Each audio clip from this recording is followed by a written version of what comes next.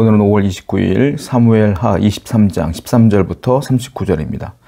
13절부터 한번 읽어볼게요. 또 32목 중 세 사람이 곡식 뺄 때에 아둘람 굴에 내려가 다윗에게 나아갔는데 때에 블레셋 사람의 한 무리가 르바임 골짜기에 진쳤더라.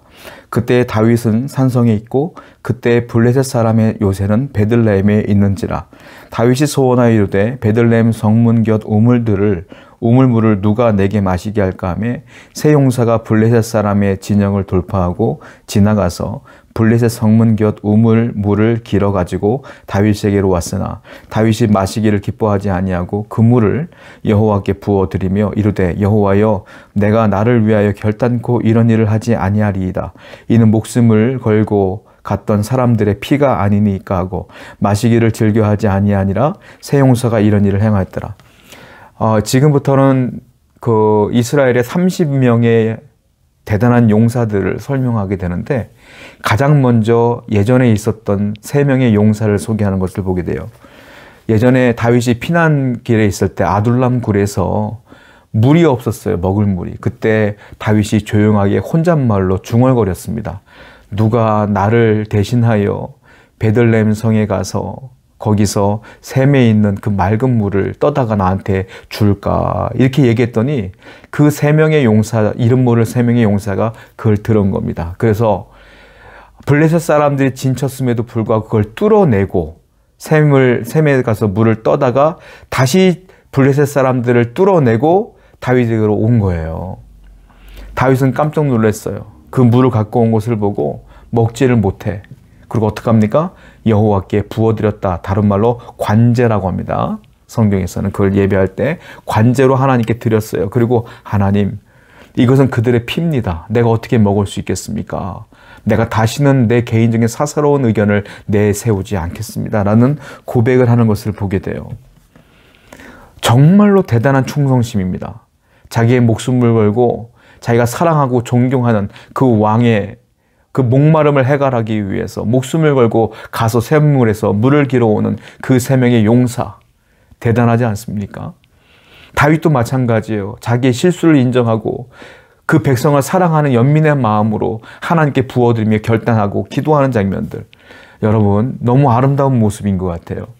우리가 하나님의 사람으로서 한 공동체 안에 모였고 그리고 하나님의 나라를 위해서 열심히 살아가는 백성으로서 살아갈 텐데 저나 여러분들이나 서로 사랑하고 존경하며 아끼며 서로 충성하고 서로 헌신하는 관계가 되었을 때에 우리 교회가 더욱더 하나됨이 될 것이며 더욱더 하나님 보시기에 아름다운 공동체가 될 줄로 믿습니다. 이와 같이 여러분이나 저나 서로 이렇게 존경하고 섬길 수 있는 성도가 되어야 될 줄로 믿습니다.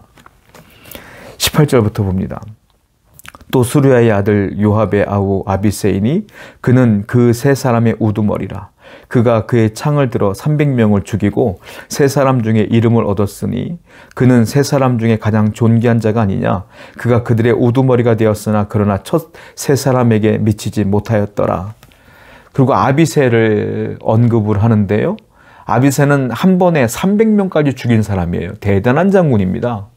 그런데 다윗은 어떻게 평가하냐면 첫 번째 세 사람, 그 우물에서 물을 갖고 온 세 사람에 비해서는 조금 덜하다 이 말이에요.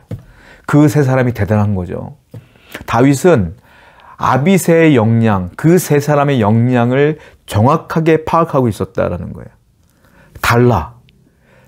여러분, 우리도 마찬가지예요. 우리가 신앙생활 하다 보면은 똑같은 신앙생활 해도요, 갖고 있는 은사와 갖고 있는 달란트가 달라요. 그러면 어떻게 될까요? 이 다른 것 가지고 부러워하는 것이 아니라 내가 가지고 있는 은사와 달란트로 하나님을 섬기는 데 최선을 다하는 겁니다.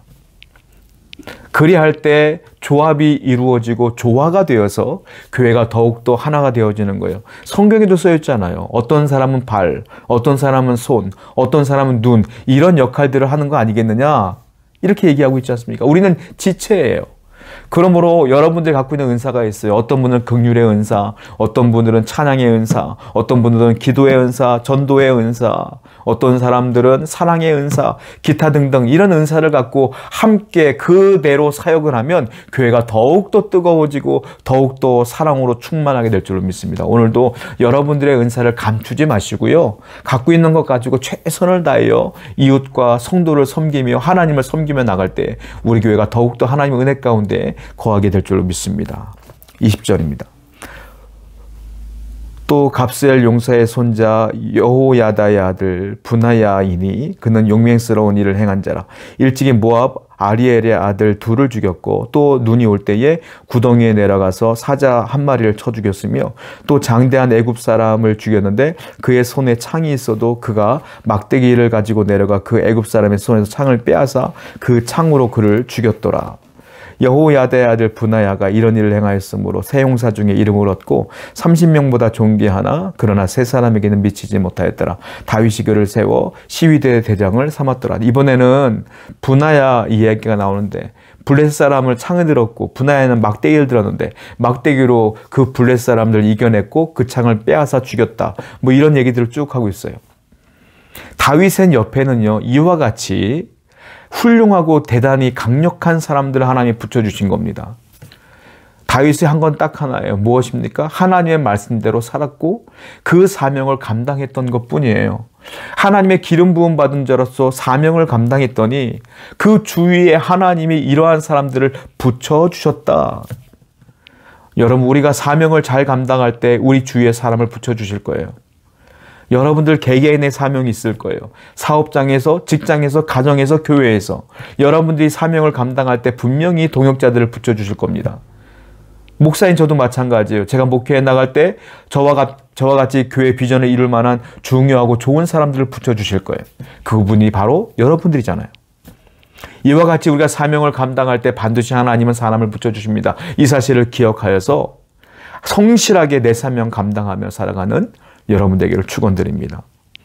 39절 한번 읽어보겠습니다. 마지막 점만 읽어볼게요. 햇사람 우리아라 이상 총수가 37명이었더라. 맨 마지막에 그 30명의 용사들을 얘기할 때 햇사람 우리아가 들어갔어요. 재밌는 것은요.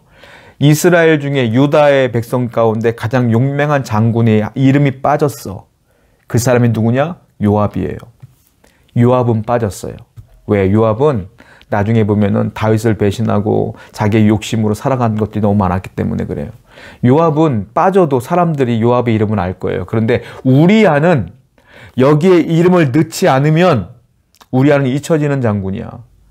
그렇죠? 그렇게 유명한 사람이 아니니까. 그런데 우리아는 이 용사 가운데 들어갔다. 왜 그럴까요? 우리아는 다윗의 죄를 지었을 때의 흔적이거든요. 우리아의 아내 밧세바를 다윗이 취했지 않습니까? 그 죄를 기억하기 위해서 우리아를 넣었어요, 여기에. 이 말은 무슨 말이냐면 다윗이 그렇게 죄를 지었어요. 그럼에도 불구하고 하나님은 은혜를 베푸셔서 이스라엘, 유다를 이렇게 보살펴 주셨다. 이걸 말하기 위해서 우리아 장군을 집어넣은 겁니다. 여러분, 죄가 있어도 죄를 회개했던 이스라엘 백성들 하나님의 은혜로 덮어주셨다. 그리고 그들을 하나님이 인도해 주셨다는 거예요. 성도도 마찬가지예요. 우리는 죄를 안 지으면 좋겠지만 죄를 지었어도 우리가 회개하며 나가면 하나님의 은혜가 우리를 덮어주셔서 다시 한번 우리에게 기회를 주신다라는 거예요. 성도 여러분, 그러므로 다시 한번 하나님의 은혜를 구하는 성도가 되길 원하며 그 은혜로 살아가는 여러분 되기를 축원드립니다. 기도하겠어요? 하나님의 은혜가 아니면 살 수 없음을 고백합니다. 오늘도 은혜 베풀어 주옵소서. 예수님의 이름으로 기도드렸습니다. 아멘.